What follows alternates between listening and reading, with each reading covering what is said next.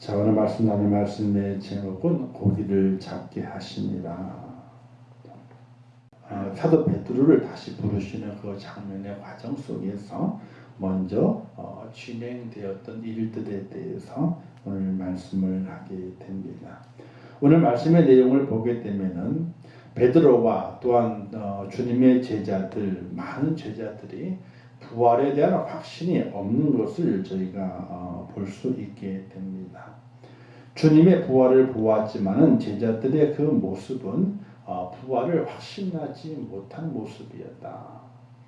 오늘 요한복음에서만 기록된 내용을 보게 되면 두 번이나 예수님께서 부활하신 예수님께서 제자들에게 나타나셨습니다. 그리고 오늘 이 사건은 세 번째 사건이다. 이렇게 성경이 증거하고 있게 되는데 베드로와 그의 제자들은 두 번씩이나 주님의 부활을 만났지만은 부활의 주님 만났지만은 아직 확신에 서지 못한 모습이었다는 것입니다. 요한복음 20장 19절에 보게 되니까 제자들에게 나타나셨더라 라고 말씀하시면서 너희가 평안하냐 이렇게 물으신 주님이 있습니다. 주님이 진짜 다 만났는데 거기에서 도마만을 만나지 못했습니다. 그러자 예수님이 사라지고 난 이후에 제자들이 예수님께서 부활했다라고 말하니까 도마는 말하기는 뭔 소리냐. 나는 그분의 손에 못자국에 허리에 창자국에 내 손을 대어보고 확인해 봐야지만이 내가 믿겠다. 이렇게 말했을 때에 그 이후에 다시 도마에게 예수님의 제자들과 함께 있던 도마에게 나타나셔서 만져보라 이렇게 말씀하시고 너는 나를 본고로 믿느냐 보지 못하고 믿는 자들이 더 복이 있다 이렇게 말씀하셨습니다. 즉 두 번이나 제자를 나타나셨고 의심하는 그 도마에게 손에 못자국을 허리에 창자국을 보여주시면서 만져보라 너는 나를 본고로 믿느냐 보지 않고 믿는 자가 더 복되도라 라고 말씀하시면서 부활의 주님이 정확하게 제자들에게 자신의 그 부활의 모습을 보여주었음에도 불구하고 제자들의 모습은 어떠했느냐?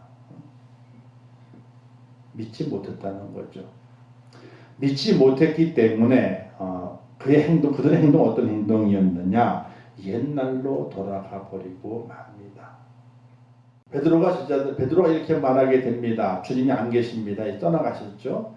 부활의 주님 눈에 안 보이시게 됩니다. 이때 진짜 베드로가 말하기를 어떤 삶의 결단이 필요합니다. 필요할 때에 자 주님이 부활했으니까 주님께 우리에게 명령하신 명령이 있지 않느냐. 너희는 먼저 그의 나라와 그의 의를 구하라고 우리에게 가르쳐 주셨고 한 천국 복음을 전하라고 말씀하셨으니까 우리가 이제 그 일을 해야 할 때이다 라고 사명 감당하는 베드로의 모습은 찾아볼 수가 없습니다. 그런 말하기를 나는 고기 잡으러 갈란다. 고기 잡는 것은 그 전 3년 전에 예수님을 따르기 전에 그의 직업이었고 삶의 중심이었고 그의 먹고 사는 방편이 되었던 고기 잡으러 가는 것에 이제 그가 다시 돌아가려고 합니다.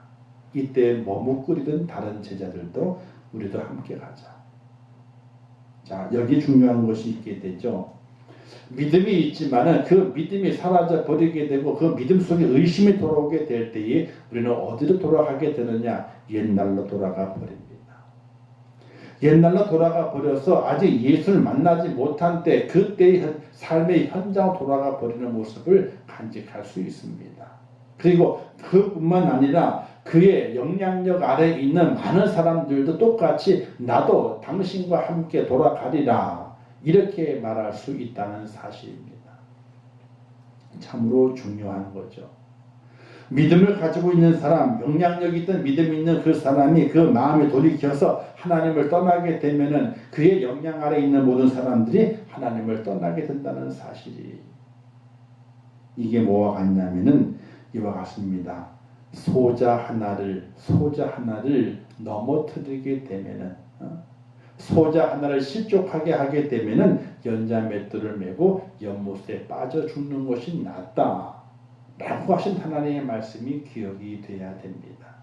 나로 인해서 내 믿음의 연약함을 인해서 내 믿음의 불순함을 인해 가지고 다른 이들이 나로 인해서 믿음의 실족함을 이루게 되었을 때에 그 영혼이 죽게 되니까 그 영혼이 죽는 것을 하나님께서 어떻게 그 죽인 자에게서 그 영혼의 대가를 찾으신다는 사실이 우리가 에스겔서에 보게 되는 파수꾼의 비유가 있거든요. 그 파수꾼 적군이 오게 될 때에 적군이 온다라고 소리를 지르는 것이 파수꾼의 사명입니다. 그 사명을 이루었을 때 잠자던 자리를 일어나가지고 야 적군이 온다 그러더라 대비하자라고 있게 되면은 그것이 그 파수꾼 사명을 잘 감당한 것이 되지만은 파수꾼이 깨어있지 못해가지고 적군이 오는 소리를 알지 못해가지고 알리지 못했을 때에 잠자다가 죽는 자들이 있거든요. 억울하게 죽는 자들입니다. 그 죽는 자의 핏값을 누구에서 찾느냐? 파수꾼에게서 찾겠다. 이렇게 말씀하신 내용과 연결시켜 보게 될 때에 베드로의 이 행동은 엄청난 죄를 짓는 엄청난 어리석은 행동인 것을 볼 수가 있게 됩니다. 아마도 많은 제자들이 베드로만 바라보고 있었을 것입니다. 왜 그 당시에 베드로는 사랑받는 자였거든요. 베드로와 야고보와 요한 이 세 사람은 예수님의 아주 사랑을 받는 수제자의 역할을 감당했던 바로 제자의 모습입니다. 많은 이들이 베드로를 바라보고 있는데 그 베드로가 말하기를 이제 우리가 주님께서 부활하셨으니까 사명을 감당하자 죽도록 충성하자라고 했다면은 다른 지자들도 그렇게 따랐을 것입니다. 베드로를 바라보고 있던 많은 지자들이 베드로가 말하기를 나는 이제 고기 잡으러 갈란다 라고 했을 때에 다른 지자들도 그럼 우리도 같이 갑시다.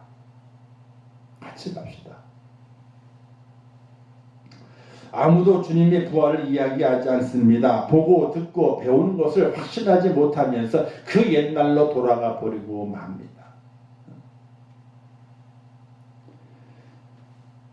우리가 요한계시록에 보게 되면은 에베소 교회가 주님께 책망받는 교회의 모습으로 첫 번째 교회로 등장하게 됩니다.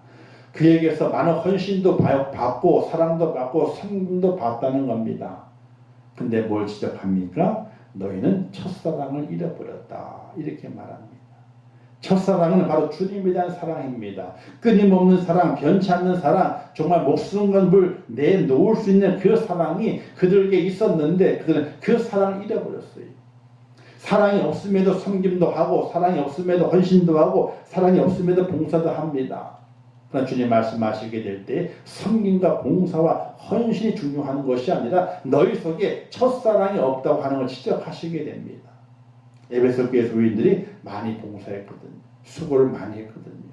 그걸 주님이 아신다고 말씀하십니다. 그걸 알고 내가 너희를 칭찬할 수 있겠지만 그러나 너희 그 속에는 첫사랑이 없다는 겁니다.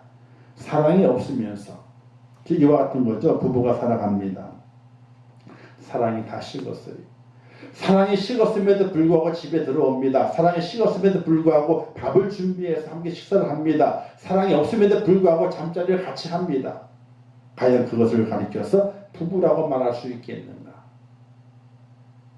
하숙집이고 식당이고 자기의 성적 욕망을 풀어헤치는 어떤 그런 장소에 불과한 것이지 부부라고 말할 수 없게 되는 것이거든요.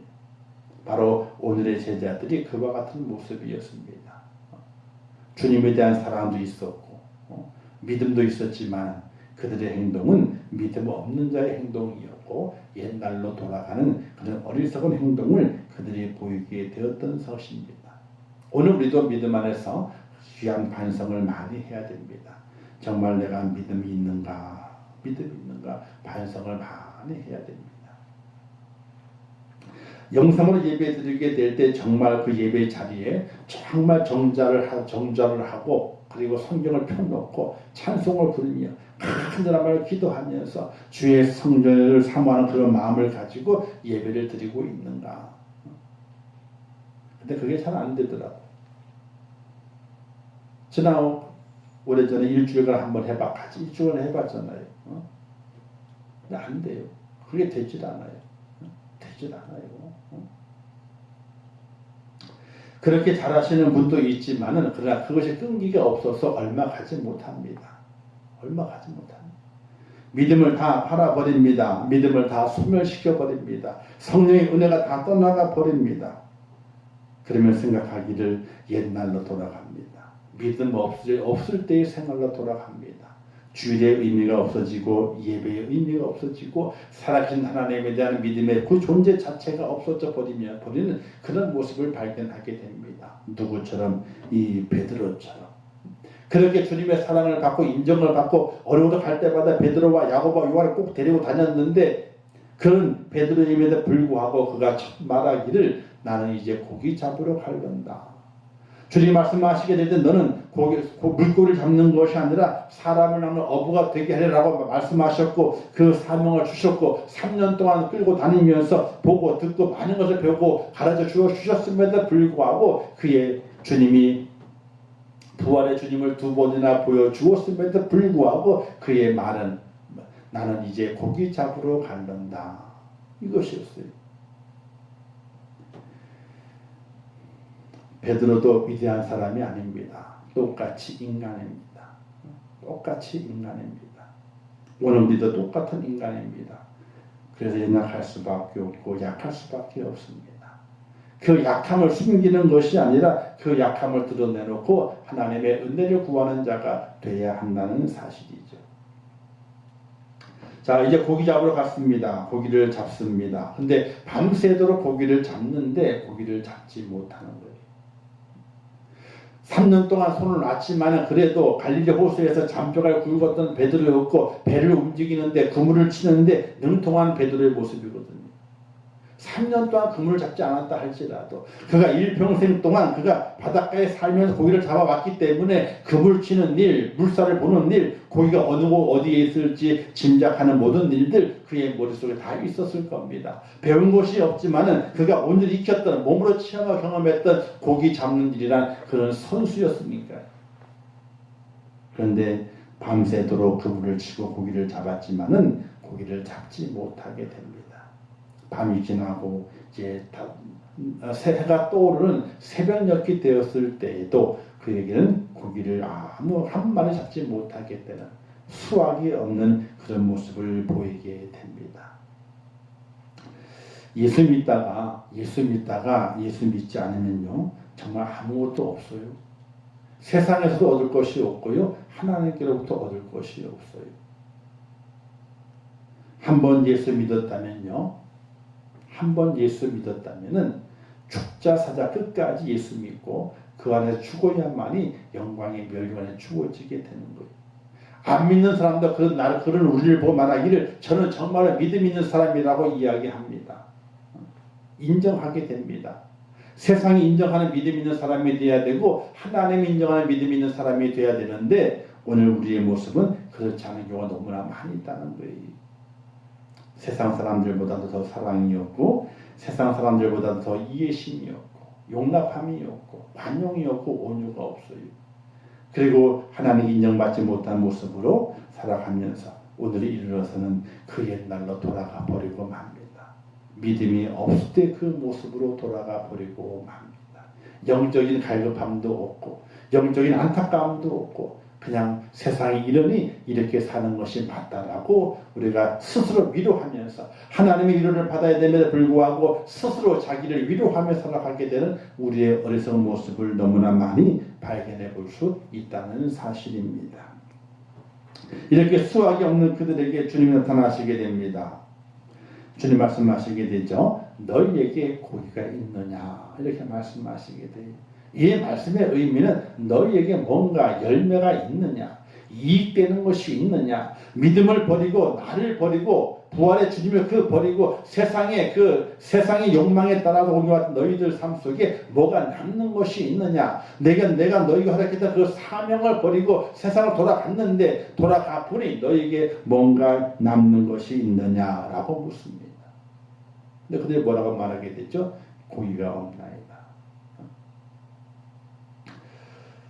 없을 수밖에 없습니다.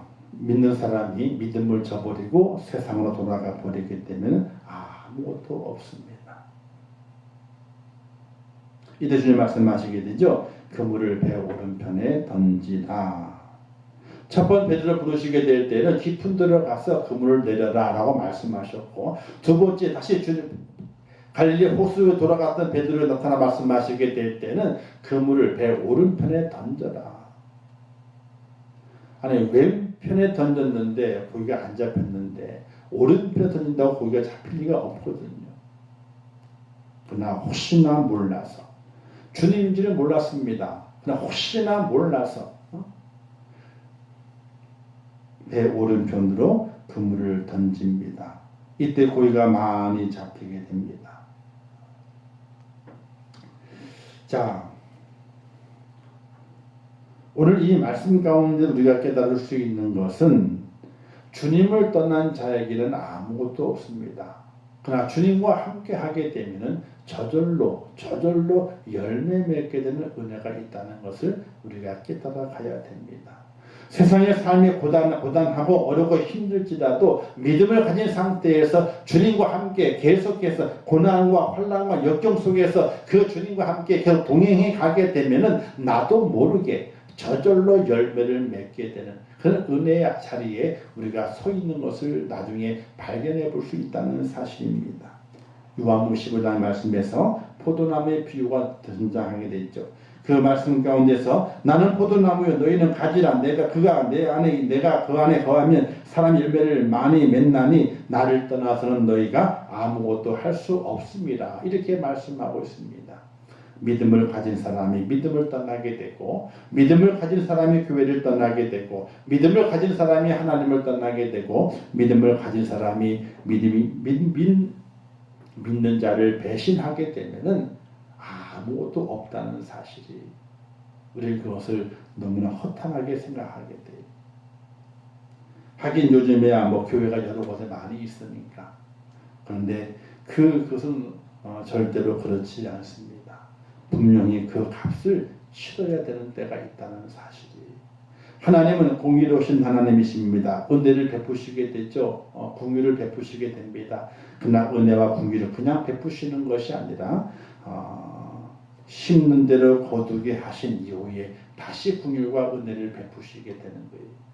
저는 다윗을 통해서 그것을 너무나 많이 느끼고 깨닫게 됩니다. 다윗이 얼마나 주님의 충성하는 자였습니까? 오죽하면 내 마음에 합한 자가 다윗이라 이렇게 말씀했던 하나님이시거든요. 그런데 그 다윗이 범죄하게 됩니다. 간음죄와 살인죄를 저지르게 되죠.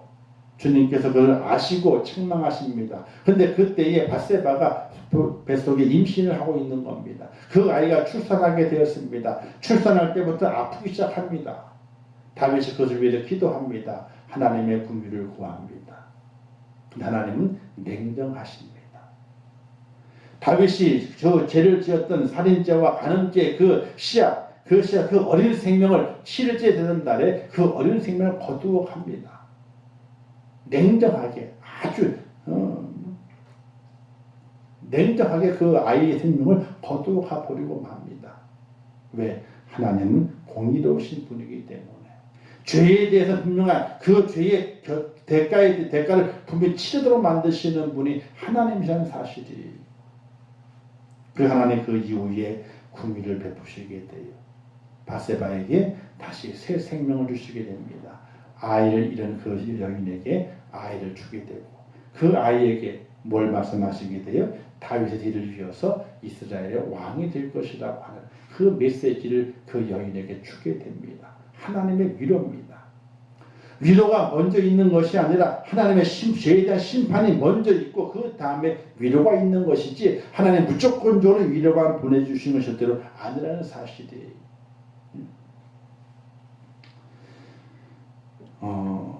주님을 떠나서는 아무 열매도 없습니다. 주님 안에 있으면은 절로 열매를 맺지만은, 그러나 떠나서는 열매가 없는 겁니다. 부러진 가지는요, 열매가 맺혀 있다 할지라도 먹지 못합니다. 곧 썩어버리든지 떨어져 버리고 맙니다. 그러나 부러지지 않고 붙어만 있으면은 열매는 계속 열리게 되어 있고 좋은 밭이 되어서 먹고 마실 수 있게 된다는 사실입니다. 우리는 그 하나님의 그 섭리, 자연의 그 섭리 속에서 하나님이 어떻게 인도해 가시는지 밝게 깨닫는 지혜가 오늘 우리에게 절대적으로 필요하다는 겁니다. 이 세상에서 무엇이 중요한가? 베드로에게는 주님이 안 계셨기 때문에 먹고 사는 게 중요했습니다. 그래서 고기 잡으러 갈란다. 고기 잡아야지 먹을 수 있으니까요. 고기 잡아야지만 생활할 수 있기 때문에 고기 잡으러 간 겁니다. 근데 열심히 수고했지만은 아무것도 없었습니다. 믿음의 사람은 사명으로 돌아오게 될 때 하나님께서 먹게 하시고 열매를 거두게 하신다는 사실을 믿을 수 있기를 주님의 이름으로 축원합니다. 자, 이제 베드로의 반응이 있게 되죠. 고기가 많이 잡히게 되었습니다. 이때 예수님께서 사랑하시는 한 제자가 주님이시다, 예수님이시다 라고 말을 하게 됩니다. 왜? 그 옛날 3년 전에 베드로를 부르게 될 때 그 사람도 같이 있었거든요. 근데 고기를 밤이 새도 수고했지만은 고기를 한 발 잡지 못했지만은 깊은 데로 가서 그물 내려라 라고 말했을 때에 거기에 순종했더니 고기를 많이 잡아온 기억이 있거든요. 첫 번 능력의 그 기억이 그 사람은 사랑하는 그 제자에게 있었습니다. 이 사랑하는 그 제자를 가리켜서 요한이라 이렇게 말하기도 하지요. 그 요한이 그것을 보고 난 이후에 그물이 거기 가득 찼으니까 이때 말하기를 주님이시다라고 말합니다. 그 소리를 들었던 베드로가 반응을 보이게 되죠. 그물에 고기가 많이 잡힌 것을 보고 반응을 보입니다. 그 반응을 보인 것은 벗고 있던 겉옷을 두르고, 자, 겉옷은요, 늘 그들은 겉옷을 입고 있어야 됩니다. 일하거나 뭐 할 때는 겉을 벗고 있지만은 사람을 맞이하게 될 때는 아무리 급해도 겉옷을 걸치게 되어 있습니다. 즉 예의를 갖췄다. 누구기 때문에? 바로 주님이시기 때문에. 자기의 랍비요 그리고 메시아이시기 때문에 그가 그 앞에 뛰어가게 될 때에 바로 예의를 갖췄다는 이야기. 우리가 하나님께 예배하게 될 때에 예의를 갖출 수 있는 은혜가 필요하게 돼요. 옛날 제가 초등학교 때, 중학교 때 방영되었던 외국 드라마 중에서 초원의 집이라고 하는 드라마가 있습니다. 즉 서부 개척 시대 때에 살던 그때를 묘사하고 이제 그 아이들 키우는 것, 농사 짓는 것 여러 가지들이 많이 있고 그리고 주일 되면은 교회를 가는 것이 그들의 일상의 생활이었습니다. 평일 때 학교 다니고 집에서 놀고 또 아버지 엄마를 도와서 이제 농사도 짓고 하는 그 아이들이 평일 때는 엉망입니다. 얼굴이 떼구죽물에다가 옷도 다 떨어진 옷을 입습니다. 그러나 주일만 되게 되면은 몸을 깨끗하게 씻고 그리고 싹 보관해 두었던 이 예배드리러 가기 위한 옷을 딱 입습니다. 까만 옷을 입고 하얀 와이셔츠를 입고 신나게 갑니다. 절대로 장난치지 않습니다. 하나님 앞에 하게 될 때 그 옷도 정갈하게 만들고 그리고 예배 드리게 될 때 어른과 같이 예배 드리지만은 장난치지 않습니다. 예배를 끝까지 드립니다. 잘 드립니다. 아이들은 당연하죠. 그 다음에 옷을 벗은 다음에는 막 뛰어놀게 되죠. 그러나 주일날 예배 드려 가게 될 때는 그 옷을 갖춥니다. 깨끗하게 갖춥니다. 몸도 깨끗하게 씻습니다. 또 때 구조물이 떨어지는 그 얼굴 모습이 아니라 뽀얀 얼굴 모습을 해가지고 예배 드리러 갑니다. 오늘 우리의 신앙생활이 그와 같아야 돼요. 믿음의 생활을 살게 될 때 우리는 예의가 발라야 돼요. 예의가 발라야 돼요. 하나님 앞에서나 사람 앞에서나 정말로 믿는 사람이라면 예의가 바르게 살아갈 수 있어야 돼요. 우리는 생각하게 되죠. 믿음만 있으면 된다라고 생각하게 됩니다. 절대로 그렇지 않습니다. 분명히 믿음도 있어야 되지만은 하나님과 사람을 대하게 될 때의 예의를 갖출 수 있는 그런 삶의 은혜가 오늘 우리 믿음의 사람들에게 분명히 있어야 된다는 사실이에요. 베드로가 주님이시다라고 말을 들었을 때에 바로 겉옷을 걸치고 주님께 달려갑니다. 그리고 바다에 뛰어내려서 해변으로 가게 됐죠. 갔지만은 아무 말도 하지 못해요. 왜 그럴까요? 입은 있지만은 말할 것이 없어요. 부활의 주님을 그가 두 번이나 만났지만 저 세 번째 만나는 순간에 자기가 어디에 가 있는 겁니까? 사명의 자리가 아니라 사명의 자리가 아닌 그 옛날 사명 받지 않았던 그 자리에 그 옛날로 돌아가 있는 그 자신의 모습이 주님 앞에 얼마나 부끄러운지 아무 할 말도 없는 겁니다. 우리 믿음의 사람은 이 땅에 살아가게 될 때에 사명 감당하는 자리에 서 있게 될 때에 그때에 힘이 있는 것이고 그때에 할 말이 있는 겁니다. 그러나 사명 감당 자리가 아니었던 고기 잡는 자리에 있었던 이 베드로는 주님 만났을 때에 아무 할 말이 없었어요. 말을 할 수가 없었던 겁니다.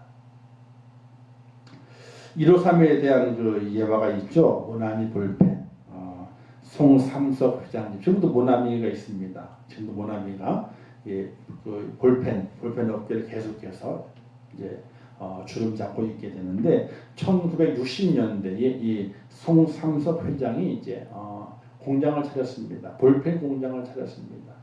근데 그다 볼펜 공장이 잘 안 되는 거예요. 잘 안 돼요. 그래서 어느 날 기도원에 올라가서 기도하고 있는데 하나님 이렇게 기도했답니다. 하나님, 제가 주일 성수는 철저하게 할게요. 그리고 11조도 철저하게 하겠습니다. 그리고 새벽 기도도 빠지지 않고 철저하게 하겠습니다. 나를 도와주십시오. 이랬을 때에 하나님께서 그에게 보여주신 것이 153을 보여주는 겁니다. 153. 그래서 그때 볼펜을 만들었는데 153 볼펜을 만들면 이렇게 기도했답니다. 하나님, 그때 세계 인구 50억이 됐었나 봐요. 그가 기도하기를 하나님 50억 개만 팔게 해주세요. 50억 개만. 하나님께서 그 기도를 들으셔서 153 볼펜 그것이 대박을 치게 만들어서 그 사업이 어렵고 힘들었지만 그 153 볼펜 그 하나 가지고 그 모나미 회사가 일어나게 되고 지금까지 계속해서 볼펜 업계를 주름잡게 되는 그런 회사가 된 것을 볼 수가 있게 됩니다. 모나미 볼펜의 주력 사업은 153이에요. 그때는 하얀 거에 이제 그 앞 까만 거나 앞 까만 거, 파란 거, 빨간 거 그렇게 돼 있었거든요. 지금은 모양이 약간 디자인이 바뀌어가지고 153 볼펜도 나오기도 합니다. 그가 153 보여주는 그 숫자를 가지고 베드로가 주님께 다시 돌아와 사명을 감당하는 그 자리 속에서 그를 다시 변화시키고 새롭게 만들어주신 그 은혜의 장면 153마리를 기억하면서 153 모나미 볼펜을 개발하고 그를 판매하게 됨을 통해서 그 회사가 다시 일어나게 되고 지금까지 그 회사를 유지하고 있게 되는 핵심 주력 사업이 된 것을 볼 수가 있게 됩니다. 사명으로 돌아오게 되면 다 회복이 되는 겁니다. 사명의 자리를 벗어나게 되면 다 잃어버리게 되는 겁니다. 지금 내 눈앞에 풍성해지는 것 같고 내 눈앞에 많은 것 같지만은 사명의 자리가 아니면 언젠가는 그것이 아무 수확이 되지 못하게 되는 열매가 되지 못하게 되는 그런 날이 올 수 있다는 사실입니다. 우리는 기억하기를 하나님께서 허락하신 그 사명의 자리에 우리가 더 서 있어야만이 그것이 하나님께 기쁨이 되고 마지막 주님 오셨을 때에 자랑할 것이 있는 입이 있지만 말을 못하는 시몬 베드로의 모습이 아니라 내 속에 하나님께 자랑할 것이 있어서 주님 앞에 말을 할 수 있는 그래서 은혜로운 축복자가 될 수 있다는 사실입니다.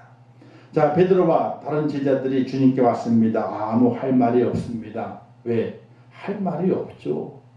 두 번씩이나 부활의 주님이 그들에게 몸을 보여주셨을 때 그들은 주님 부활하셨구나, 약속대로 부활하셨구나 하는 것을 믿음을 간직하면서 우리에게 허락한 사명이 무엇인가 깨닫고 사명의 자리에 그들이 있어야 됩니다. 불구하고 그들의 자리는 사명은 다 내팽개쳐 버리고 그냥 먹고 사는 그 자리에 그들이 있었거든요.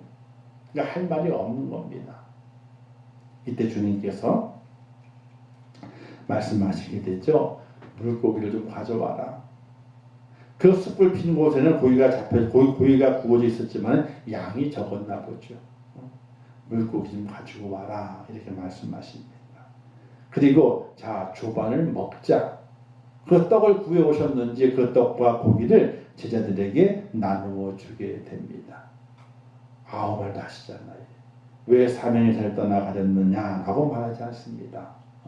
왜 나를 배반했느냐라고 말하지 않습니다. 나는 버리지 않겠다라고 말한 베드로 너는 어찌 된 일이냐? 이렇게 주님께 캐묻지 않으시고 고기 잡는 지체들 지자들을 불러 앉히시면서 고기를 구워주시고 떡을 떼서 그들에게 먹게 만드시게 됩니다.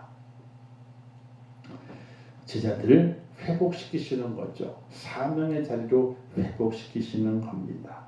오늘 우리는 이 땅에 살아가면서 믿음을 가지고 살아갑니다. 믿음을 가진 이후부터 우리에게는 무엇이 주어지게 되었느냐? 사명이 주어지게 되는 겁니다. 사명이 없는 사람은 없습니다. 다 사명이 주어졌습니다. 내가 알고 있든지 내가 깨닫지 못하든지 그건 상관이 없습니다. 누구든지 믿음을 가진 자는 사명이 있는 겁니다. 근데 그 사명의 자리는 내가 한다는 거예요. 내가 알아요, 사명의 자리는. 왜? 그 사명의 자리는 불편하거든요. 그 사명의 자리에 힘이 들거든요. 그 사명의 자리는 세상이 인정하지 않거든요. 그 사명의 자리는 세상 사람들이 조롱하는 자리일 수 있거든요. 그것이 내 사명의 자리임에도 불구하고 그것을 잊어버리고 사명의 자리가 아닌 다른 자리에 서 있는 우리의 모습은 너무나 어리석은 모습이라는 사실입니다. 그러나 사명의 자리로 다시 세우시려 했을 때에 우리 주님께서는 그를 혼내시는 것이 아니라 그를 회복시키시기 위해서 세상살에 지쳐있고 세상에서 사명을 떠나 세상과 살아가며 지쳐있는 그들의 몸과 그 마음을 회복시키시기 위해서 물고기를 구워주시고 떡을 떼어주셔서 그들로 하여금 힘을 차리게 만들어주시는 주님의 모습을 오늘 성경에 발견했듯이 우리 주님 계속해서 우리에게 우리를 회복시키시고 사명의 자리로 세우시기를 원하시는 그 주님의 은혜를 우리가 바라볼 수 있어야 됩니다. 자, 다시 부르신 예수님, 자신을 떠난 지자들 책망하시지 않습니다. 혼내시지 않습니다. 자신의 앞에 와서 물구름이 주님 바라보고 있는 아무 말도 하지 못하고 지자들을 예수님께서는 꾸짖지 않으십니다. 그리고 다시 시작할 기회를 주십니다. 어떻게? 처음 부르신 방법대로 내가 누구인가를 확인시켜 주시게 되는 겁니다. 그물을 내려라. 깊은 데로 가서 그물을 내려라. 오른편으로 그물을 내려라. 똑같은 방법으로 그들을 다시 부르십니다. 그리고 그들의 상처를 치유하십니다. 먹어라. 먹어야 살죠. 그들이 먹기 위해서 갈릴리 바닷가를 찾았거든요. 그러나 주님께서 그들에게 주신 것은 육신의 양식이 아니라 영의 양식이었습니다. 그들을 위로하시고 그들에게 사명 감당할 힘을 불어넣어 주실 그 양식을 그들에게 먹으라고 주시게 되는 겁니다. 오늘 우리도 주님의 다시 부르심을 깨닫고 부르심의 그 은혜 속에 회복된 놀라운 은혜가 우리에게 있어야 될 것입니다. 그러기 위해서는 오늘 우리의 삶 속에서 무엇을 깨달아야 되느냐? 주님이시다. 주님이시다. 하나님 그 은혜를 깨닫는 놀라운 역사가 우리 속에 있어져야 하는 것입니다. 오늘 주시는 말씀을 주시는 교훈은 어떤 교훈이 있는지 첫 번째는요. 부활의 주님을 믿으라. 두 번 나타났지만은 저들은 믿지 못했습니다. 세 번째 나타나신 이후에야 그들이 완전히 확실히 믿게 됩니다. 오늘 우리도 이 땅에 살아가게 될 때에 부활의 주님을 확실하게 믿어야 됩니다. 그로 말미암지 않고서는 아버지께로 갈 자가 없다는 말씀을 확실히 믿어야 됩니다. 그분이 부활의 첫 열매가 되셨기 때문에 나도 그분의 뒤를 따라서 부활할 수 있다고 부활이 있다고 하는 그 은혜를 확실하게 믿는 믿음이 우리에게 필요하게 됩니다. 부활의 주님을 믿어야 되고 나의 부활도 믿는 믿음이 우리에게 필요하게 됩니다. 두 번째는 회복은 말씀에 순종하면서부터 시작된다는 것입니다. 다른 것을 통해서 우리의 사명이, 우리의 영이 회복되는 것이 아니라 하나님의 말씀에 순종하면서부터 영이 회복이 되고 사명이 회복되는 것입니다. 베드로를 자꾸 부르시게 될 때에도 말씀에 순종하여 그물을 내리리이다. 이것이었거든요. 그리고 두 번째 다시 부르시게 될 때에도 그들은 아무 말도 하지 아니하고 배 오른편으로 그물을 내리게 됩니다. 무언가에 이끌려서 말씀에 순종하게 됩니다. 바로 말씀의 순종함을 통해서 우리의 회복의 시작이 이루어진다는 것입니다. 하나님의 말씀을 떠나버리게 되고 하나님을 섬기고 예배함을 떠나버리고 버렸을 때에는 그 다음에 회복이 절대로 없습니다. 마지막 세 번째는 주님이 주시는 양식을 먹고 마실 때에 회복이 됩니다. 주님이 물고기와 떡을 그들에게 주시게 되죠. 오늘 시대 영적으로 생수와 생명의 떡, 즉 예수 그리스도 그분을 내 안에 모시고 내가 그 안에 들어가게 되는 그런 은혜로운 먹고 마심의 그 단계가 오늘 우리 속에 있어지게 될 때에 우리 영이 회복이 되고 믿음이 회복이 되고 사명이 회복이 되면서 주 앞에 자랑할 것이 있는 믿음의 사람으로 세워질 수 있다는 사실입니다. 내가 예수 안에 들어가야 됩니다. 예수님께 내 안에 들어오셔야 됩니다. 그러면 절로 열매를 맺는다 그랬습니다. 저절로 열매를 맺게 되는 그런 은혜의 자리까지 우리가 당도했을 때에 온전히 회복이 되는 겁니다. 그것은 바로 주님이 내 안에 내가 주님 안에 들어가게 되는 주님을 먹고 마시는 그 놀라운 은혜의 자리에 내가 앉게 됐을 때에 교가 놀라운 역사가 나타난 사실을 꼭 기억하는 하나님의 사람이 될 수 있기를 주님의 이름으로 축원합니다. 이런 회복을 통해서 베드로는 은혜를 받습니다. 내가 나를 사랑하느냐 세 번 주님 영겁 물으시게 되죠. 그리고 마지막에 이렇게 말씀하시지 않습니까? 내가 진실로신 내게 이르노니 내가 젊어서 스스로 띠뛰고 원하는 곳으로 다녔거니와 늙어서는 내 팔을 벌리리니 남이 내게 띠뛰고 원하지 아니하는 곳으로 데려가리라. 베드로가 어떻게 그 다음에 사명을 감당해야 할는지에 대해서 미래를 말씀하시게 됩니다. 나중에는 끌려다니게 될 것이다. 늙어서는 힘이 없을 때는 끌려다니게 될 것이다.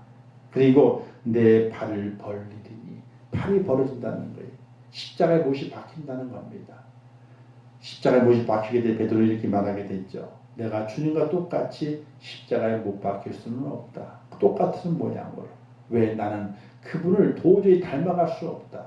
나를 거꾸로 달아라. 십자가를 거꾸로 달아라.